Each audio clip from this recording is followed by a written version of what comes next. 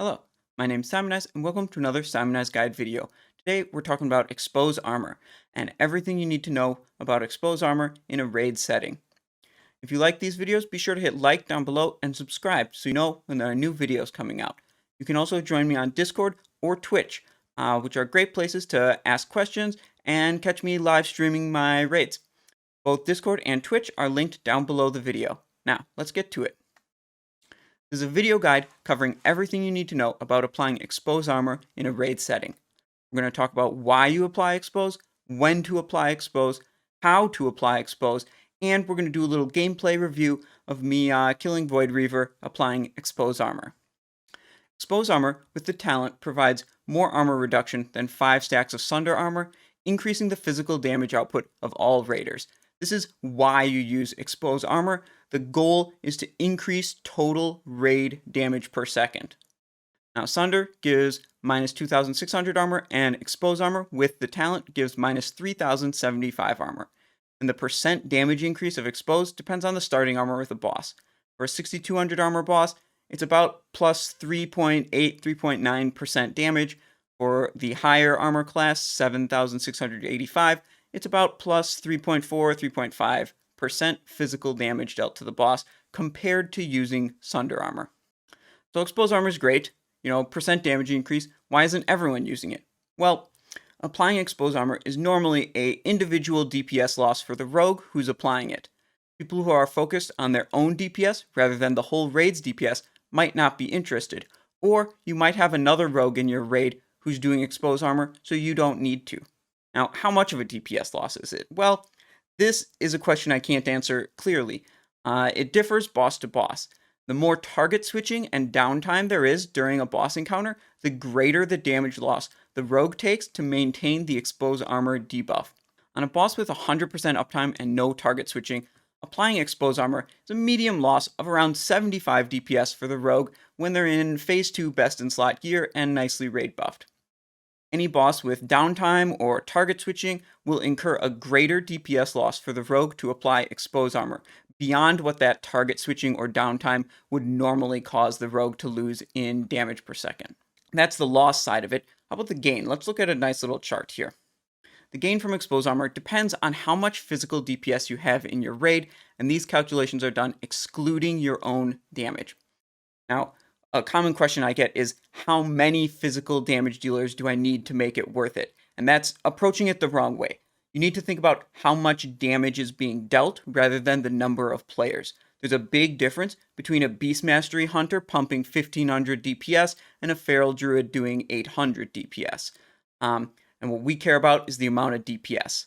So here with this chart, we see if there's only 2,000 DPS other than yourself for physical, Expose Armor is pretty much not worth it. But most everything above that point, which is a very low threshold, Expose Armor becomes a good choice that results in a net gain of damage per second for the raid. Now, how do we figure out this, how much physical damage we have in our raid? WarcraftLogs shows physical, magical, all this kind of stuff. Well, first, we're going to go to Lurker below, and we're going to select the time period where Lurker is active. So we highlight this section here. Then we're going to go and we're going to enter a filter expression. We type in ability.type equals 1. And then we press enter. What this is going to do is it's going to make it so we only show physical abilities in the damage done section. Now, this is technically going to include damage from bleed effects like lacerate and rupture, which are not reduced by armor. So they technically shouldn't be counted here, but we're just trying to get a rough idea. So this is good enough. We have our total DPS being 5,903. My DPS was 869. So we have about 5,000 physical DPS while Lurker's active in this segment, which means, according to this chart, it is definitely worth it for me to be applying Expose Armor in that situation. So, which bosses should you use Expose Armor on? And again, this is going to vary boss to boss and group to group. The balance between the two factors of how much melee downtime and target switching there is for the boss, which determines, how much DPS loss the individual rogue takes. And the second factor is how much physical DPS is in your raid. For raids with very high physical DPS, it can still be worth it to apply Expose, even on very unfriendly bosses. For raids with medium or low physical DPS, it can be better to skip expose on those unfriendly bosses. Even in raids with 10,000 physical DPS plus a rogue, expose armor is still worth less than 300 DPS benefit to the raid. To put that in perspective, the rogue slice and dice buff provides about 350 DPS to the rogue themselves in phase 2 best in slot gear. And with that perspective in mind, it leads me to my general rule of when you should be applying expose. If you can maintain both expose armor and slice and dice on a boss, you should. If you frequently drop either expose armor or slice and dice, you should stop trying to do both. Just do your slice and dice and rupture rotation and forget about expose if you can't maintain both expose and slice and dice. Let's move on finally to how. You've decided you want to apply expose armor in your raids. You want to know how. Good for you, first of all, for being a team player. First thing you need to know is when you apply expose armor, it must be for 5 combo points.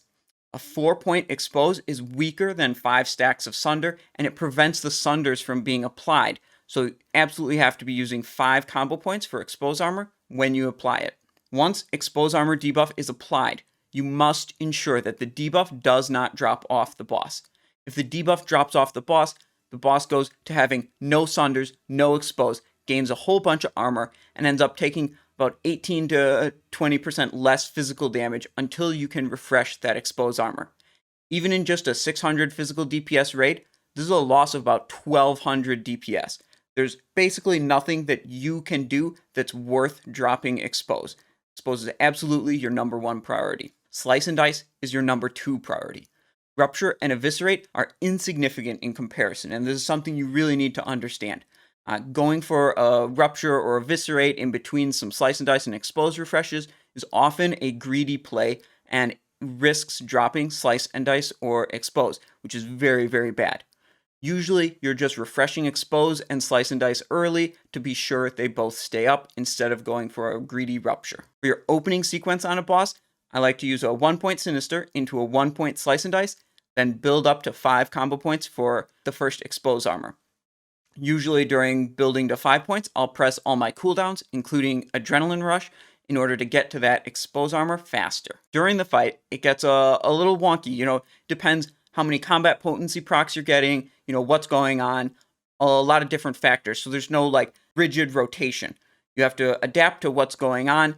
And generally, if you start building for a new expose when the previous one has about 18 seconds left, you're going to be good. That's going to give you enough time to build up to 5 combo points and refresh the expose without it dropping. If you can, you should be refreshing slice and dice with enough duration left so it won't drop while you're building for the next expose. Saving Thistletea is often a good idea in case you get into a situation where you won't have enough energy to refresh expose armor in time.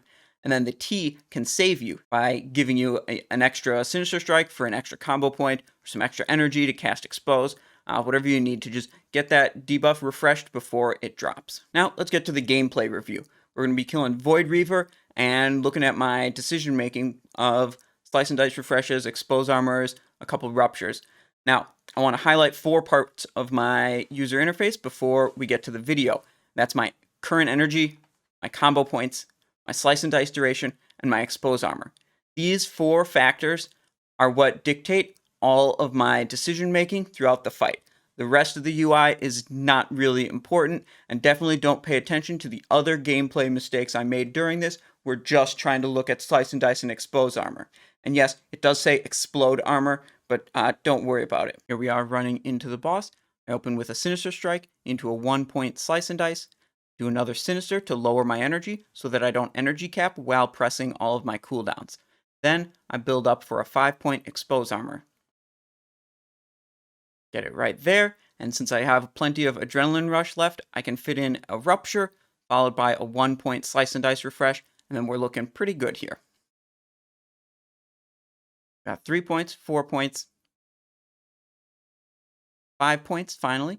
Now, I could have fit another Rupture in here, I think, but I went for the 5 points with the Expose Armor refresh. This could have been done a little bit better.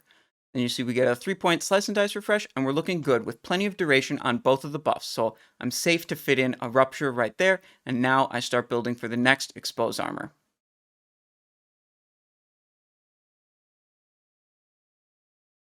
Up to 5 points. Now we just pool a little bit. We got debuff duration for both of them. And then we can get a 3-point slice and dice refresh. And again, we're in a nice spot with plenty of duration on both slice and dice and expose armor. So we can turn these 3 points into a rupture.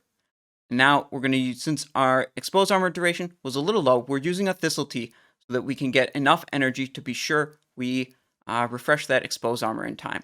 Now we're up to 5 points. You see, we just get it right at the end there and are able to get the slice and dice timing as well. At 2 points, 3 points, 4 points.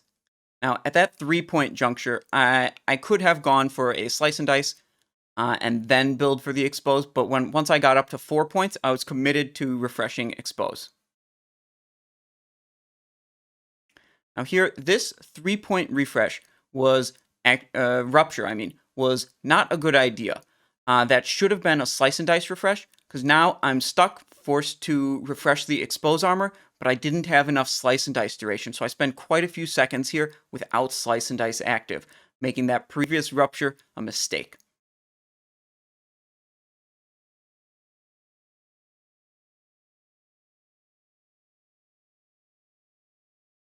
Now, I'm starting to build for the next expose armor at about 13 seconds, but I had a full energy bar, so I knew I would make it. I was waiting just a little bit to crack off a 1-point slice and dice before I started building for this expose armor. And there it is, we made it in plenty of time. And then we get our nice slice and dice refresh. The boss is getting pretty close to dead here. We're at 1 point, but we're starting to look at needing to do another expose armor. And we're pretty committed here with 3 points on the boss right now, up to 4, 5. We're going to have to do another expose armor here just to be sure it doesn't fall off before the boss dies. And we get our nice 1-point slice and dice refresh in to not drop the debuff. And the boss is dead. Perfect. And the loot is crap as usual. Okay, moving on. Before we end the video, we got 2 little caveats at the end. If you have no Sunder Armors being applied in your raid, whether that's because you have no warriors or the warriors you have are dumb and don't understand how good Sunder Armor is, regardless, if you don't have Sunder Armors being applied, you always want to expose armor. When there's no Sunder Armors available, expose armor is both a personal DPS increase and a raid DPS increase. There's nothing else you really need to consider. If there's no Sunders, you always expose. On trash mobs, when there's no Sunders available, you can even use a 3 or 4 point expose, and it's very good. It's better to get some debuff up fast rather than get a 5 point up much later if the mob won't live very long. And finally, help! My warrior tank is mad. Many people have asked me, come to me with a question saying, my warrior main tank is telling me not to use expose armor. They say, it screws them up. Well, using expose armor interacts poorly with a Prot warrior's devastate ability, which gives them extra damage based on the number of Sunder Armors on the target. And since expose armor overwrites the Sunder Armors, they don't get any bonus damage, and thus a little bit less threat as well. So it results in about minus 30 DPS and a total of about minus 5% threat generation for the warrior. This isn't a huge deal, and in most raid situations, using expose armor is still going to be a raid DPS increase, and the threat is not going to be an issue. However, if you're really having trouble with threat generation and you're using a warrior main tank, it may be a good idea to not do expose armor for that particular encounter where you're having trouble. And I say thanks to Bienna on Fight Club. I got this warrior information from him. Your pinned messages were very helpful, so thank you for that. And that wraps up my video about expose armor. Thank you guys for watching, and I hope this was very informative. Remember, if you have questions, you can leave a comment below the video, or what's probably better is to look down below the video in the description and join the Discord server. I'm much more active on the Discord server. It's a great place to ask me questions and find out everything you need to know about doing a rogue in PvE in Burning Crusade. Thanks for watching the Simonized Show. If you haven't already, be sure to hit that subscribe button. Can't wait for more sweet videos? Links are on screen that you can watch right now. Be sure to join the Discord server and pop by on Twitch to catch me live. Links to both are in the video description. Thank you for watching and have a great day.